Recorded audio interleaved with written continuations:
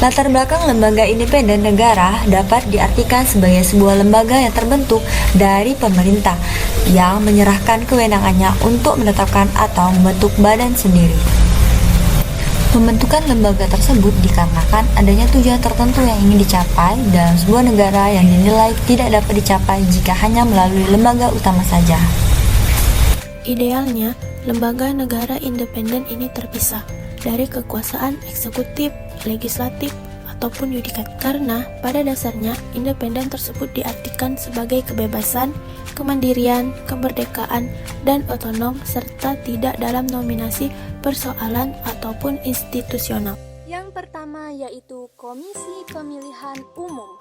Dalam melaksanakan pemilihan umum, KPU berperan penting untuk melakukan sosialisasi politik, menyediakan aksesibilitas, dan meningkatkan partisipasi pemilih. Sebagai lembaga independen, KPU harus bertanggung jawab untuk mendorong masyarakat agar terlibat dalam pemilihan umum, baik melalui peningkatan kesadaran hukum maupun memberikan pemahaman tentang hak dan kewajiban warga negara dalam pelaksanaan pemilu.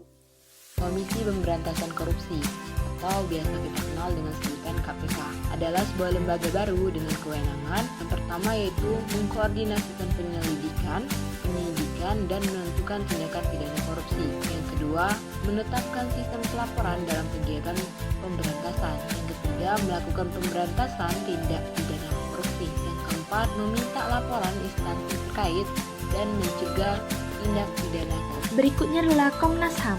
Komnas HAM atau singkatan dari Komisi Nasional Hak Asasi Manusia adalah lembaga independen yang dibentuk untuk mengawasi, melindungi, dan mempromosikan hak asasi manusia di Indonesia.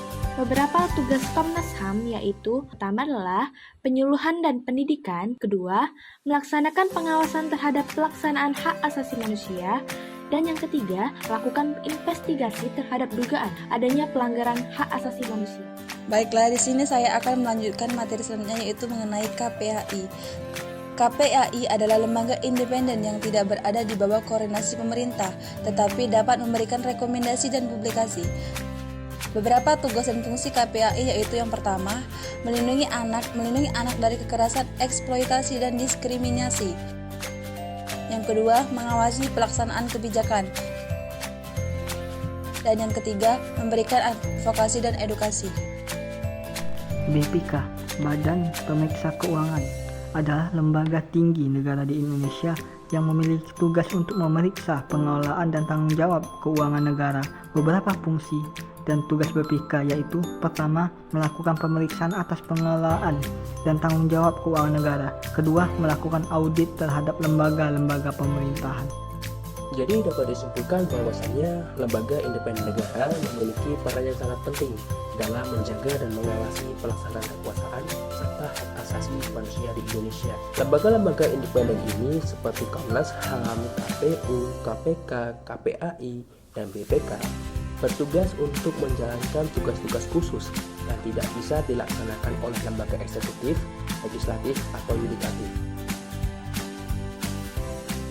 Setiap lembaga memiliki mandat yang unik, seperti pengawasan hak asasi manusia, penyelenggaraan pemilu, pemberantasan korupsi, perlindungan anak, dan pemeriksaan keuangan negara. Lembaga-lembaga ini lahir sebagai bagian dari reformasi demokrasi dan bertujuan untuk mempercepat transisi demokrasi, meningkatkan transparansi, dan akuntabilitas dalam pemerintahan.